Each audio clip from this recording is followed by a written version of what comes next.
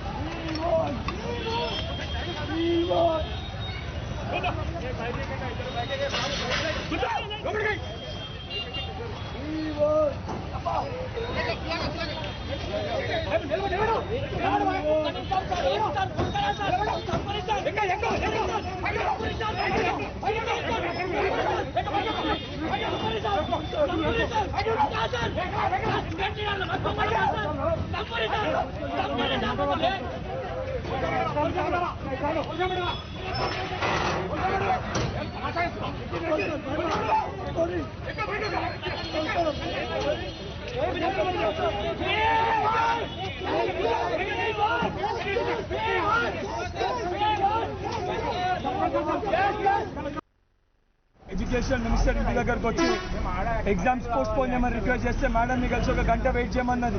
నేను సొల్యూషన్ ఇస్తాను. దానికోసం బయట వెయిట్ చేస్తుంటే ఆ క్రమంలో పోలీసు వాళ్ళు వచ్చి అడుగున్న విద్యార్థుల పైన లాఠీ చార్జ్ చేసి మమ్మల్ని అరెస్ట్ చేసి తీసుకొని పోతారు. విద్యార్థులు కూడా భయపడాల్సిన అవసరం లే.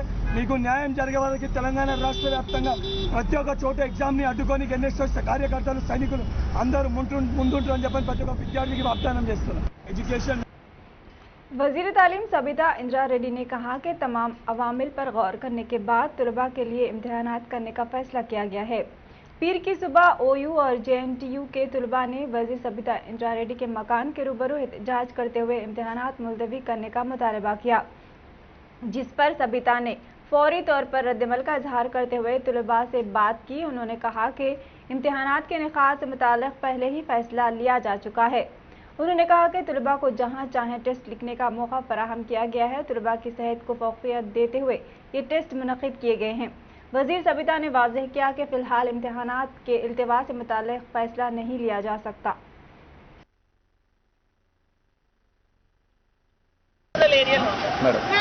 ఆప్షన్స్ కూడా ఇస్తున్నాం. సెంటెన్స్ వాళ్ళు ఇష్టం వచ్చిన దగ్గర తీసుకోమంటున్నాం. తర్వాత ఆఫ్లైన్లో చేస్తున్నాం. వాళ్ళకి ఆప్షన్స్ కూడా వాళ్ళు ఎక్కిస్తున్నాం. వాళ్ళ ఫెసిలిటీ కూడా కల్పిస్తున్నాం. పిల్లలందరూ కూడా ఎక్కడో దూరం పోయి రాయాలని ఒక పక్క సెంటర్లో రాయమంటున్నాం. ఎక్కడ అనుకూలంగా ఉంటే అక్కడ రాయమంటున్నాం. వాళ్ళకి ఆప్షన్ ఇస్తున్నాం. ఎగ్జామ్లో కూడా వాళ్ళకి ఆప్షన్స్ ఎక్కిస్తున్నాం. వాళ్ళ క్షేమమే కదా కావాల్సింది.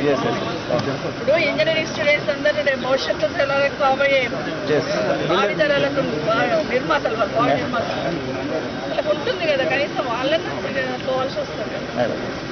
అయితే ఇప్పుడు చెప్పారు వాళ్ళు కొంతమంది ఆఫ్లైన్.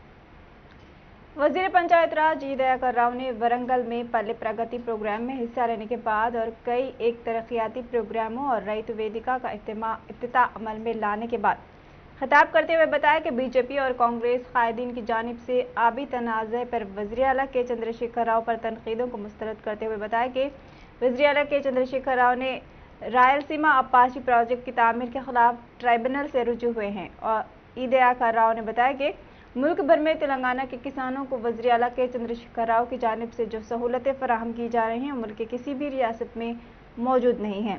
उन्होंने सवाल किया कि क्या रैतु बीमा, रैतु बंधु और कल्याण लक्ष्मी स्कीम मुल्क के दीगर रियासतों में चलाई जा रही हैं। इसका जवाब सिर्फ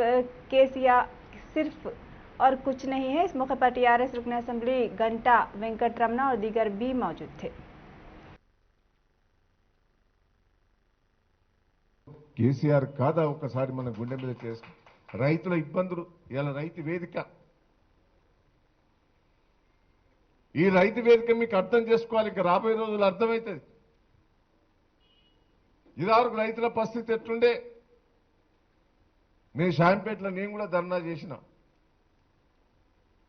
7 గంటల కరెంటు వస్తుంది కానీ ఆ 7 గంటలు కూడా చక్కగా వస్తలేదు. పొలాలు ఎండిపోతాయి, ట్రాన్స్ఫారాలు కాలిపోతాయి, స్టార్టర్లు కాలిపోతాయి, మోటార్లు కాలిపోతాయి. ఆ 7 గంటల కరెంట్ అయినా చక్కగిందని ధర్నా చేసిన నేను కూడా కూర్చున్నా. ఇక్కడ 7 గంటల కరెంట్ వచ్చినా కూడా మన పొలాలు ఎండిపోయేది. 3 ఎకరాలు ఇస్తే 2 ఎకరాలు బారేది కష్టం. కానీ ఆ కేసీఆర్ గారి ఆలోచన దేశంలో ఎక్కడ లేనిది తీరుగా 24 గంటలు మోటార్లు స్టార్టర్లు కాలిపోని కరెంట్ ఇచ్చిన మహానుభావుడు కేసీఆర్ కాదా ఒక్కసారి మీరు ఆలోచించండి. ఇక విమర్శించేటోడు వస్తాడు, నీ కొడుకు ఉద్యోగం వచ్చిందా అంటాడు. వాడు ఇచ్చేది లేదు, పోయేది లేదు. నీకు ఇల్లు వచ్చిందా అంటాడు. వాడు మన రాణి దొరకబడతాడు. వచ్చినాయి మాట్లాడు.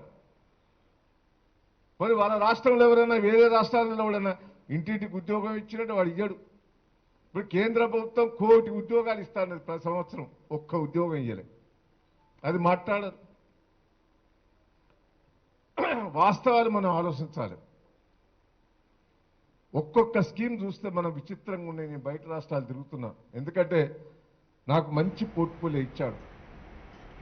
मजलिस इत्तेहादुल मुस्लिमीन के सदर असदुद्दीन ओवैसी ने अवाम से मुतालबा किया कि वो बीजेपी से खौफजदा ना हो और बहादुरी से उसका सामना करें। उन्होंने कहा कि मौजूदा सियासी सूरत हाल की रोशनी में एक नया सियासी नुक्ते नज़र अपनाने की ज़रूरत है। उनका कहना है कि जब तक सियासी तौर पर बाइख्तियार ना हो उस वक्त तक मुसलमानों की परवाह करने वाला कोई नहीं है। उन्होंने सियासत पर तवज्जो देने की ज़रूरत पर जोर दिया। ओवैसी ने ट्वीट किया कि उत्तर प्रदेश के अजला में मुस्लिम उम्मीदवारों की कामयाबी के बावजूद पार्टी ने सदर मुकर्रर नहीं किया।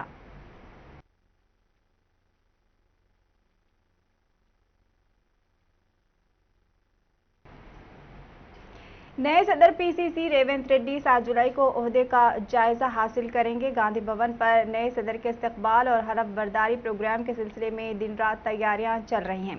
वहीं रेवंत रेड्डी का कांग्रेस के सीनियर कायदीन से मुलाकातों का सिलसिला भी जारी है। इस दौरान रेवंत रेड्डी ने राज्यसभा के अपोजिशन कायद मल्लिकार्जुन खड़गे और कर्नाटक सदर पीसीसी डीके शिवकुमार से खैर सगाली मुलाकात की है। किसानों के कर्ज की माफी की फौरी तौर पर अमल आवारी के साथ तेलंगाना में प्रधानमंत्री फसल बीमा स्कीम के निफाज का मुतालबा करते हुए बीजेपी किसान मोर्चा की ज़ेरे क़यादत एग्रीकल्चर कमिश्नरेट के करीब धरना देते हुए एहतजाज किया गया।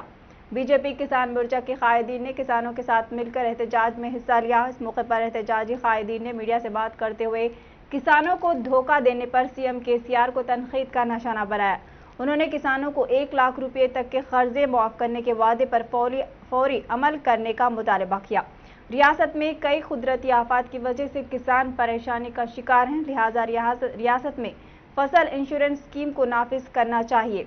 एहतजाज शुरू करने से कबल पहले ही पुलिस की जानिब से हिरासत में लिए जाने की एहतजाजियों ने सख्त मुखालिफत भी की।